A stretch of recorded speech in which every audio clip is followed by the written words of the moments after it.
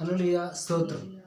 మహోన్నతుడేసయ్య స్తోత్రం. ఈ మంచి సమయం బట్టి స్తోత్రం. ఇంతవరకు మీరు పొద్దునుంచి సాయంకాలం వరకు నడిపించిన విధానం బట్టి స్తోత్రం దేవతండ్రి. ఇంకను మా యొక్క ఈ మీ సేవలో మమ్మల్ని బలపరచండి, నడిపించండి స్వామి. వాక్య భాగంలో వెళ్తే వాక్యంతో మాట్లాడండి, మీ స్వరంతో వినిపించండి. మీకే మహిమ ఘనత ప్రభావం తెలుసు మా ప్రభు రక్షకుడు యేసుక్రీస్తు దేవుని ప్రార్థించి వేడుకున్నాం దేవతండ్రి. ఆమేన్. ఈరోజు వాక్య భాగంలో యోవేలు గ్రంథము యోవేలు గ్రంథం 2వ అధ్యాయము 23 నుంచి 32 చదువుకున్నాం. యోవేలు 2వ అధ్యాయము 23 నుంచి 32. సియోను జనులారా, ఉత్సహించి మీ దేవుడైన యెహోవా యందు సంతోషించుడి. తన నీతిని బట్టి ఆయన తొలకరి వర్షమును మీకు అనుగ్రహించును.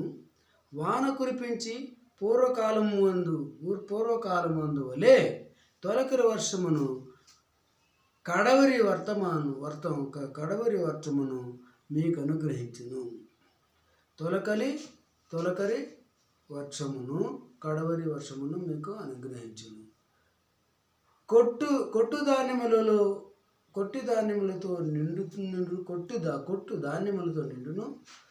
కొత్త ద్రాక్షరసము, క్రొత్త తైలమును, కొత్త తైలమును గానుగులపైగా పారిపోవును.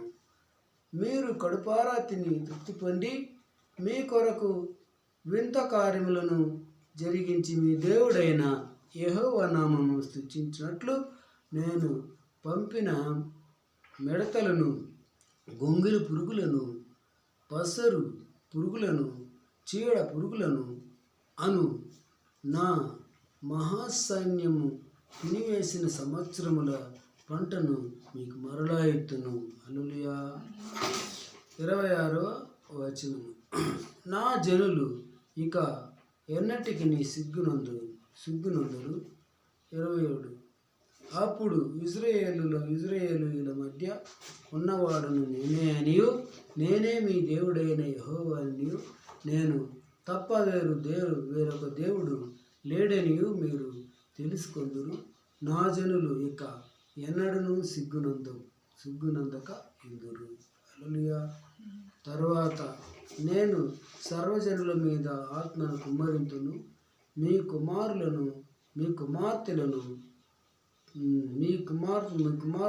కుమార్తెలను ప్రవచనములు చెప్పుదురు. మీ ముసలివారు కళ్ళు కందురు. మీ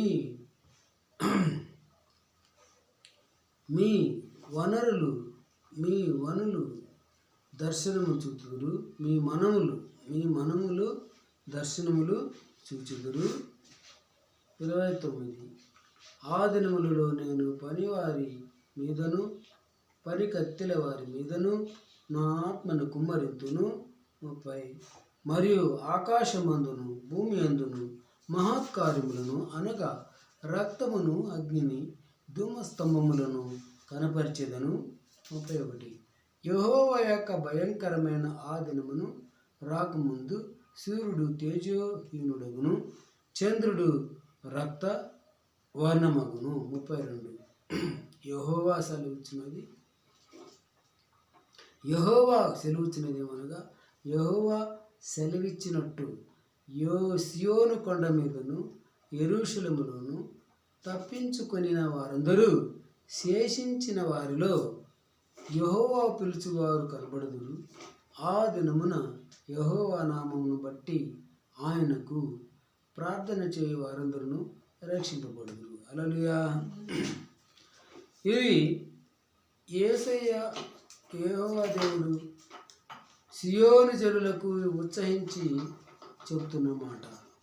ఈ మాట ఎలా ఉందంటే, మీరు క్రొత్త ధాన్యము నిండును, కొత్త కొట్టులు నిండును, మీరు కడుపారా తిని బాగా మీరు సంతృప్తిగా ఉందరు. అంతకంటే ముందు గొంగులి పురుగులు, మిడతలు, ఇవన్నీ కూడా చీడ పురుగులు, ఇవన్నీ కూడా పంటను తినేసినాయి.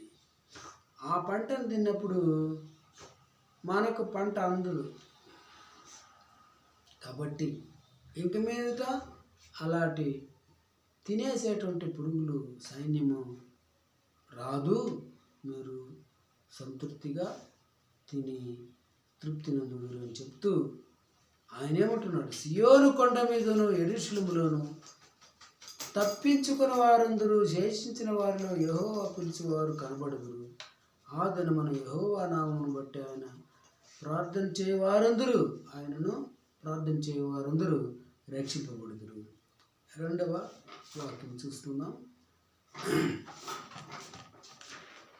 యెరెమీయా గ్రంథం 14:7-10. యెహోవా తిరుగుబాటు అనేకములు నీకు విరోధముగా మేము పాపం చేసితిమి. యెహోవా మా తిరుగుబాట్లు అనేకములు నీకు విరోధముగా మేము పాపం చేసితిమి. మా దోషములు మా మీద దోషారోపణ చేయుచున్నవి. నీ నామమును బట్టి నీవే కార్యము జరిగించుము. ఇశ్రాయేలీయులకు ఆశ్రయుడా, కష్టకాలమున వారికి అందరికీ రక్షకుడా, మా దేశములో నీవేళ పరదేశి వలె ఉన్నావు. ఏల రాత్రి వేళను బస చేయుటకు గూడారం వేయు ప్రయాణస్తుని వలె ఉన్నావు. భ్రమసి ఉన్నవాని వలె రక్షింపలేని సూర్యుని వలెను నీవేళ ఉన్నావు. యెహోవా, నీవు మా మధ్య ఉన్నావే. మేము నీ పేరు పెట్టబడిన వారము, మమ్మును చెయ్యి విడవకము అని చెప్తున్నారు. హల్లెలూయా. ఇది మళ్ళా చదువుకుంటే ఏమంటే, యెహోవా మా తిరుగుబాట్లు అనేకాలుగా ఉన్నాయి. మేము మా దోషాలే మాకు ఇవి మీ దోషానికి ఆరోపణ ఇదే అని చెప్పేసి దోష ఆరోపణ చేయుచున్నవి. మాకు తెలుసు, నీ నామమును బట్టి నీవే కార్యము జరిగించము. అయినా మమ్మల్ని మమ్మించి నీ నామాన్ని బట్టి నువ్వే కార్యం చేయి అని చెప్పేసి అడుగుతున్నారు అనమాట. ఇజ్రాయేలునకును ఆశ్రయుడు నీవే, కష్టకాలమున వారికి రక్షకుడు. మా దేశములో నీవేళ పరదేశి వలె ఉన్నావు. నువ్వెవరు తెలుసా? ఇజ్రాయేలుకు ఆశ్రయుడు, రక్షకుడు, మరి ఇజ్రాయేలుకు రాజు. కానీ నువ్వేలా పరదేశి వలె, ఏ సంబంధము లేనివాడి వలె ఎందుకున్నావు? ఏలా రాత్రి వేళను బస చేయుటకు గూడారం వేయి ప్రయాణిస్తుని వలె ఉన్నావు. అంటే అలేమారి లేకుంటే ప్రయాణిస్తురు. వాళ్ళు ఏం చేస్తారంటే గుడారం చేసుకొని వెళ్తుంటారు. ఒక చోట గుడారం వేసుకొని ఉంటారు, మళ్ళీ ఇంకొక చోటకి ఆ గుడారం చుట్టూ పెట్టుకొని వెళ్ళిపోతుంటారు. ఆ విధంగా ఉన్నావే. నువ్వు వచ్చి మా యొక్క దేవుడు, మా రక్షకుడు, మా ఆశ్రయుడు, మాతో ఉన్నవాడు కాబట్టి మేము ఉన్నాము కదా, నువ్వు పరదేశివి కాదు, నీకు నా అనేవాళ్ళు మేము ఉన్నాం కాబట్టి నీ వాళ్ళము, నీవు మా యొక్క దేవుడు అని వీళ్ళు ప్రాధేయపడుతున్నారు. భ్రమసి ఉన్న వాని వలె, రక్షింపలేని సూర్యుని వలె నీవేళ ఉన్నావు. యెహోవా, నీవు మా మధ్య ఉన్నావే.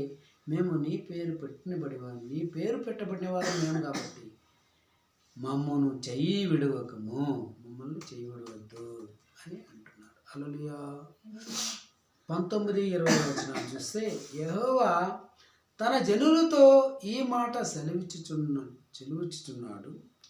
ఈ జనులు తమ కాళ్ళకు అడ్డము లేకుండా తిరుగులాడుటకు ఇచ్చగలవారు కనుక యెహోవాని అంగీకరింపు. తనకి ఇష్టం వచ్చినట్టు తిరిగేదానికి అలవాటు పడిన వాళ్ళు ఈ జనులు ఈ మాట సెలవిచ్చుతున్నాడు. యెహోవా ఈ జనులతో ఈ మాట సెలవిస్తున్నాడు. ఎవరితో?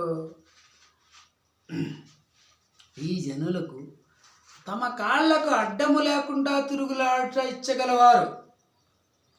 ఎటు పడితే అటు తిరుగులాడేదానికి బాగా ఇష్టం గలవారు వీళ్ళు. ఇలాంటి వారిని దేవుడు అంగీకరింపడు. ఏం చేస్తాడు? అంగీకరింపడు, తిరస్కరిస్తాడు. నువ్వెవరో అని ఆయన తెలియదు అని చెప్పేస్తాడు. కాబట్టి ఇప్పుడు ఆయన వారి అక్రమమును జ్ఞాపకము చేసుకును. అట్లాంటి వారికి వాళ్ళ అక్రమాలంతా గుర్తు చేసుకుంటాడు. వారి పాపములను బట్టి వారిని శిక్షించును. అక్రమాలు జ్ఞాపకం వచ్చినప్పుడు దానికి తగినటువంటి శిక్ష కూడా ఆయన విధిస్తాడు, శిక్షిస్తాడు. నీవు యూదాను బొత్తిగా విసర్జించితివా? నీవు యూదా అనే ఈ దేశమును, యూదా ప్రజలను నీవు విసర్జించితివా? సియోను నీకు అసహ్యమాయనో? మాకు చికిత్స దొరకకుండునంతగా నీవేళ మమ్మను కొట్టితివి. అంటే నువ్వు ఎలా కొట్టావంటే దానికి మందు పనిచేయదు, అది బాగుపడదు. అలాగే ఆ విధంగా భయంకరంగా కొట్టి మమ్మల్ని హింసించుచున్నావా అని. మాకు చికిత్స దొరకనంతవంతగా నీవేళ మమ్మను కొడితివి. మేము సమాధానము కొరకు కనిపెట్టుచున్నాము కానీ మీ మేలేది కనపడట్లేదు.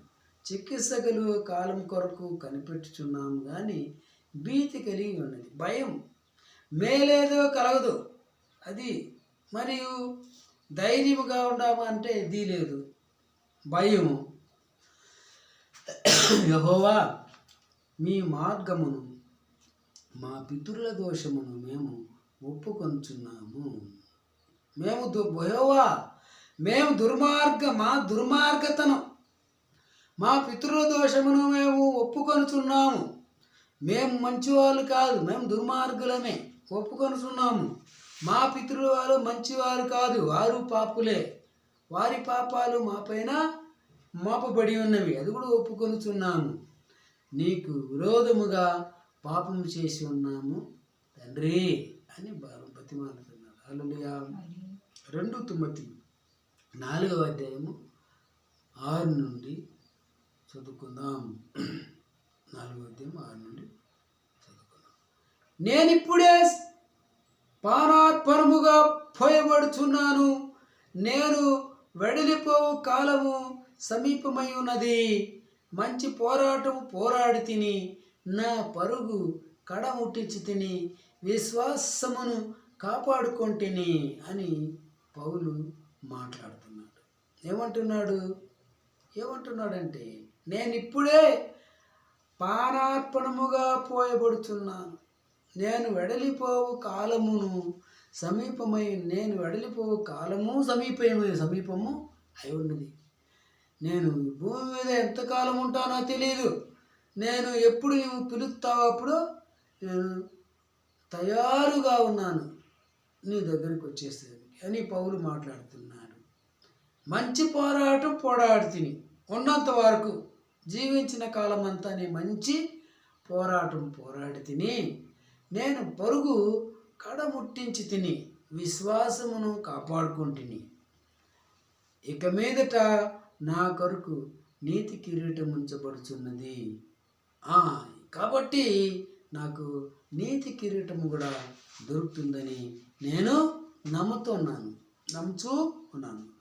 ఆదిరమందు నీతి గల న్యాయాధిపతి అయిన ప్రభు అది నాకు మాత్రమే కాకుండా తమ ప్రత్యక్షతను అపేక్షించు వారికందరికి అనుగ్రహించును.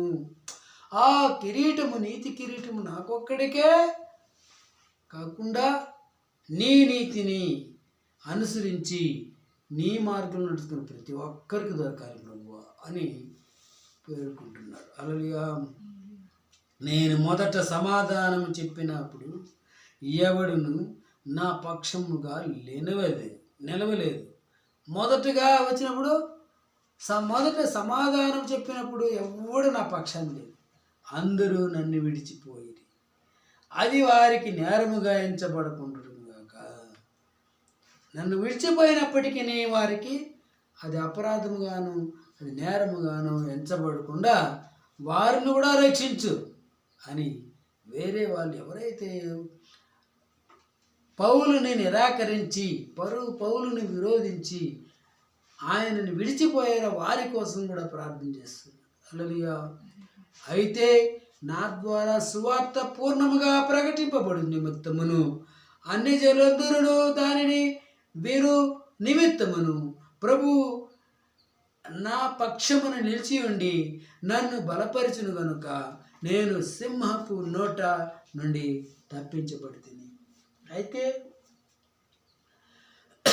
సువార్త పూర్ణంగా ప్రకటించబడిన నిమిత్తము అన్ని జనులందరూ దానిని విని నిమిత్తము ప్రభువు నా పక్షమును నిలిచి ఉండి నా దగ్గర నాతో నిలిచి ఉండి నన్ను ఎలాంటి కష్టమైన పరిస్థితిలో కూడా నన్ను బలపరిచిన దేవుడు కనుక నేను సింహపు నోటి నుండి నేను తప్పించుకుంటుని.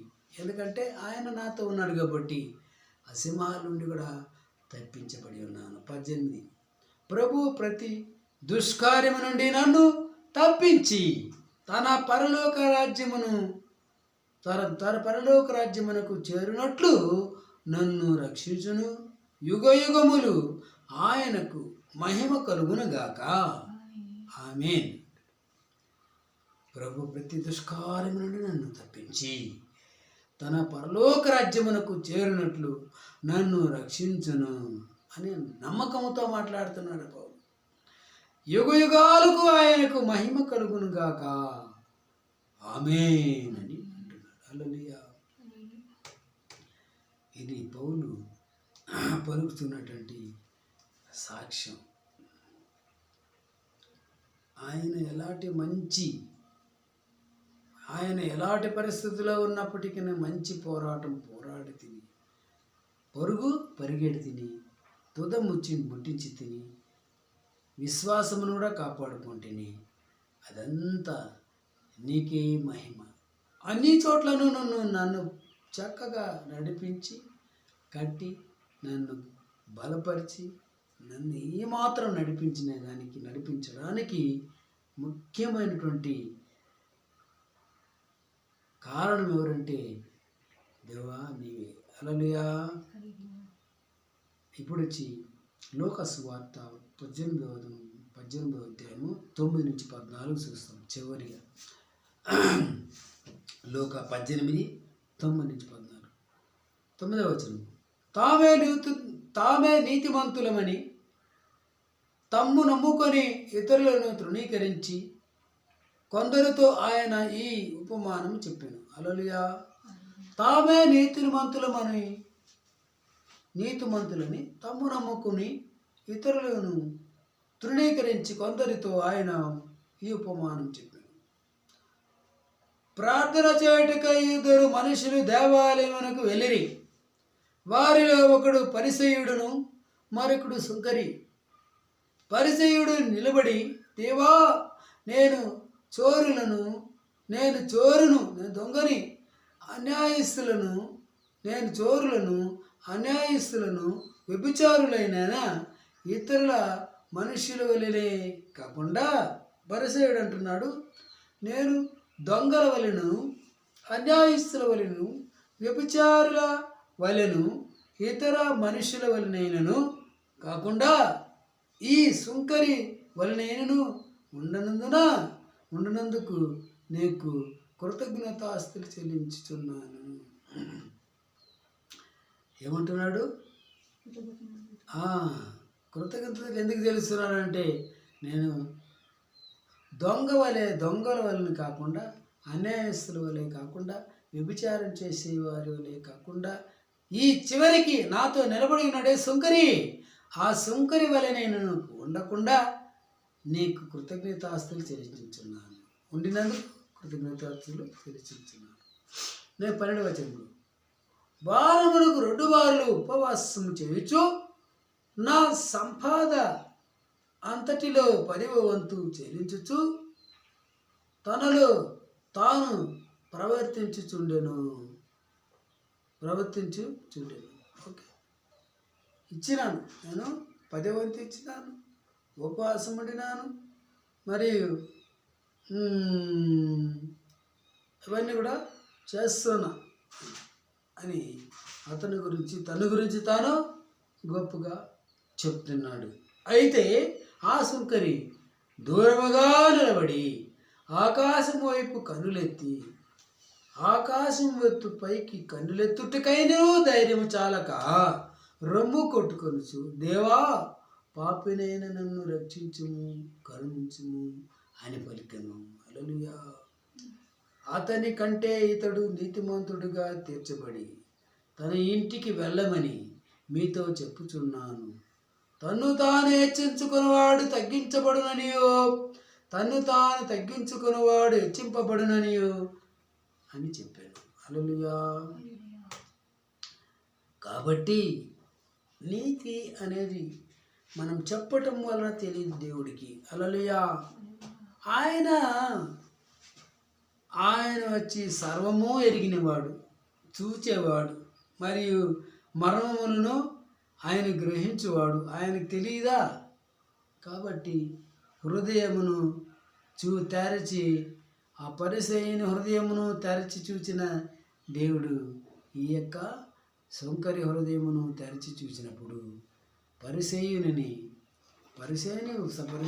ఉదయము కల్మషములతో, కుతంత్రములతో, స్వయముతో ఉన్నది.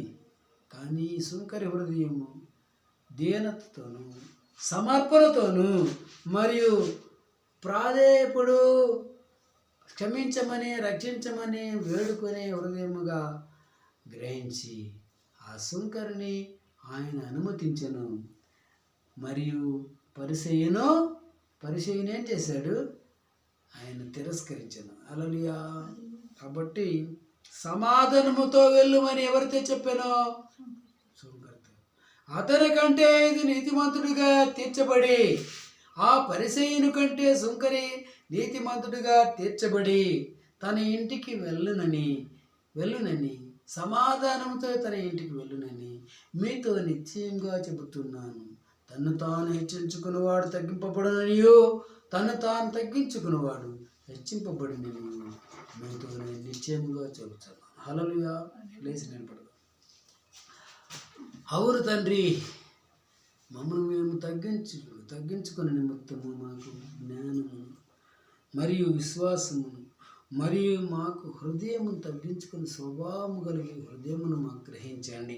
మేము ఆ పరిసయ్యుని వలె కాకుండా సుంకరి వలె మీ యొక్క చిత్తమును అనుసరించి నిమిత్తం మమ్మల్ని కట్టండి, బలపరచండి, నడిపించండి. హల్లెలూయా. స్తోత్రం. ఇంతవరకు వాక్య భాగంతో మాట్లాడి మమ్మల్ని బలపరిచి నడిపించిన విధానం బట్టి స్తోత్రములు. ఇంకను దేవతలు మా జీవన కాలంలో మాకు ఇలాంటి నిండైన మేలైన మర్మములతో బోధించి మేము ఇంకనూ బలపడి నిమిత్తం మమ్మల్ని నడిపించండి.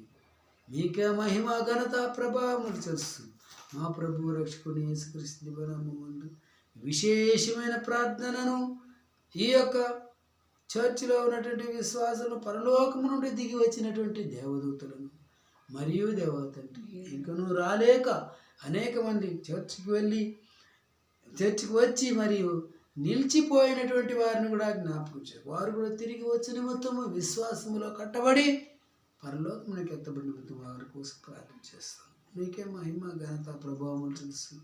మా ప్రభు రక్షకుడిని యేసుక్రీస్తు దివ్యనామమున ప్రార్థించి వేడుకున్నాం దేవతండ్రి. నా ప్రాణమై యెహోవాను సన్నిధించుము, నా అంతరంగ సమస్తమైన పరిశుద్ధ నామమును సన్నిధించుము.